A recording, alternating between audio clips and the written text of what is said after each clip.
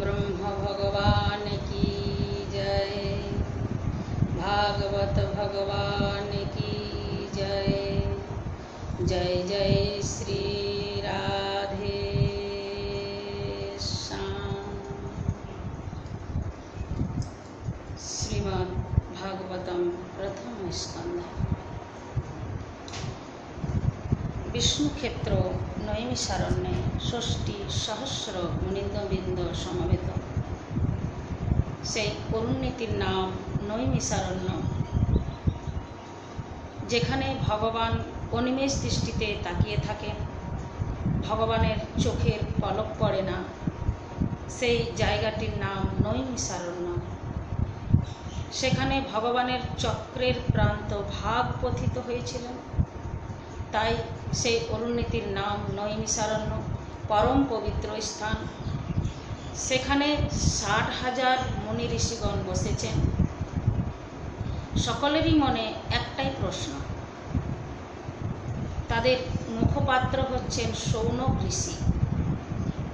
সকলেই তো প্রশ্ন করছেন না, একজন প্রশ্ন করছেন, তার নাম শৌনক ঋষি।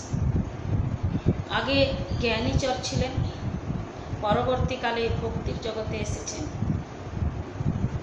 তার নাম শৌনক ঋষি।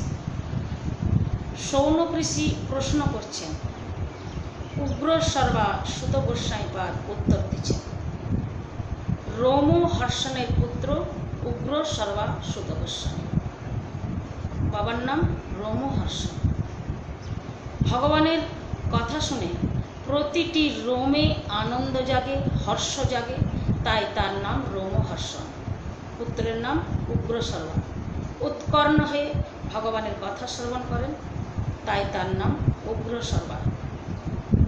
এই উগ্র সর্বা সুত গোস্বামীর কাছ থেকে আমরা সম্পূর্ণ ভাগবত শ্রবণ করব। এই সুত গোস্বামী পদ থেকে শিখলেন শুকদেবের কাছ থেকে। শুকদেব যখন পরীক্ষিতের সভায় বলেন, সেই সভাতে সুত গোস্বামী ছিলেন, সেখানে তিনি শুনেন এবং দ্বিতীয়বার নৈমিষারণ্যে তিনি বলেন। ভাগবতের আরম্ভ হচ্ছেন নৈমিষারণ্য থেকে। কথা প্রসঙ্গে শুকদেবের কথা আসছে, পরীক্ষিতের কথা আসছে, আবার নৈমিষারণ্যে গিয়ে ভাগবতের বিশ্রাম হবে। তো ঋষিগণ প্রশ্ন করছেন যে, হে সুত গোস্বামী, তুমি বলো জীবের মঙ্গল কি করে হয়? স্তন্যে সংক্ষেপ মরহসি, কি করে জীবের মঙ্গল হয়? গোসাইপাদ উত্তর দিলেন, বলি কি করে জীবের মঙ্গল হয়? সবই পুংসাং পরো ধর্ম যতো ভক্তি অধক্ষজি অহৈ তুক্কা অপরিহতা ইয়াত্মা সম্পর্শী গতি। বলে জীবের মঙ্গল কি করে হয়? ব্যবসা বাড়লে মঙ্গল হয়, চাকরি করলে মঙ্গল হয়, বাড়ি বানালে মঙ্গল হয়। বলে কিছুই ছিল না, কত গরিব মানুষ কত বড় বাড়ি বানিয়েছে দেখেছে, বাপরে বাপ, করলো কি করে? নিজের বুদ্ধিতে কিছুই ছিল না, কত বড় বাড়ি বানিয়েছে, কি পয়সা করেছে। লোকটার বুদ্ধি আছে, নিজের বুদ্ধিতে কত বড় বাড়ি বানিয়েছে, লোকটা বুদ্ধিমান।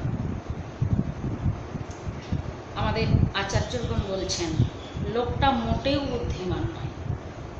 কেন? এত বড় বাড়ি বানিয়েছে, লোকটা বুদ্ধিমান নয়? বলে লোকটা সারা জীবন এমন কিছু জোগাড় করলো, এমন কিছু রোজগার করলো, যা যাবার সময় সবটাই রেখে যেতে হবে, কোনোটাই সঙ্গে নিয়ে যেতে পারবে না। লোকটা বোকা। বলি তাহলে বুদ্ধিমানকে?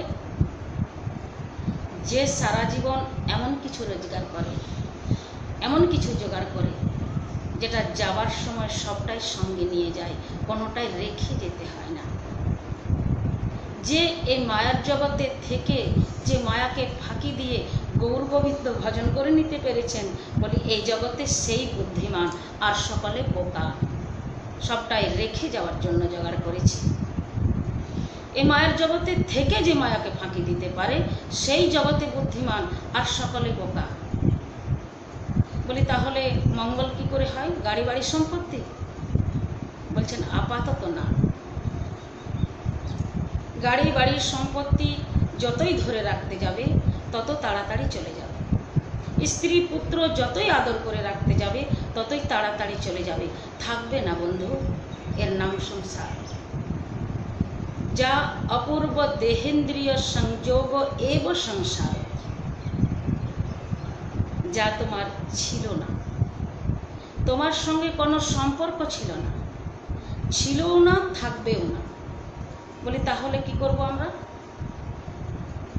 গোসাইপাদ উত্তর দিলেন, সবই পুংসাং পরধর্ম, সমস্ত পুরুষের শ্রেষ্ঠত ধর্ম।